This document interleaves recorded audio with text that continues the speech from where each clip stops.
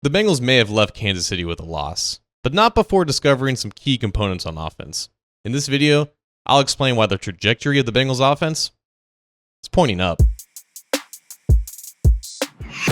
Hi again, Bengals fans. John Sheeran of A2C Sports Cincinnati here, and let's talk about the progression the Bengals offense made from week 1 to week 2. Week 1 against the Patriots, they scored 10 points. They lost a touchdown due to a turnover deep in the red zone, and overall they just looked very stagnant and didn't have a lot of motion. And I say that both figuratively and literally. The Bengals rarely used motion back in week 1, only 28%, which was the fourth lowest percentage of all teams in the NFL that week. The only teams that were lower were the Browns, Broncos, and Panthers, and not coincidentally, all three of those teams also lost in week 1.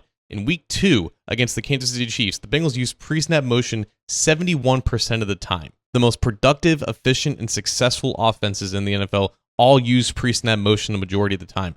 Just watch any Chiefs game, you'll see Travis Kelce move before every single snap. In a league where defenses are being so conservative and constantly having two safeties back to make sure that the ball doesn't get over top of them, offenses need to create advantages after substitutions and before the snap even begins, and pre-snap motion can help identify with that. And it worked for the Bengals. They averaged 6.2 yards per play on plays with pre-snap motion, and without it, they only averaged 2.9 yards per play. It doesn't matter who your personnel is. It makes a big difference, and it's one of the many things the Bengals have needed to emulate from other successful offenses around the league. In a similar vein, involving multiple tight ends in the passing game is also a box the Bengals have needed to check for quite some time, and they absolutely checked that box against the Chiefs. Aside from his pretty inexcusable drop in the fourth quarter, Mike Gesicki had a phenomenal game with 7 receptions for 91 yards on 9 targets. He led the team in receiving thanks to that 37-yard reception that opened the game on 4th down. He is a weapon the Bengals have not had at the tight end position for a long time, really since Tyler Eifert was there, and that predates Joe Burrow. And his day could have been even better if Joe Burrow gave him a better back shoulder throw in the end zone. Gesicki was a weapon on multiple levels of the field, as was rookie Eric All, who had 4 receptions for 35 yards, including a long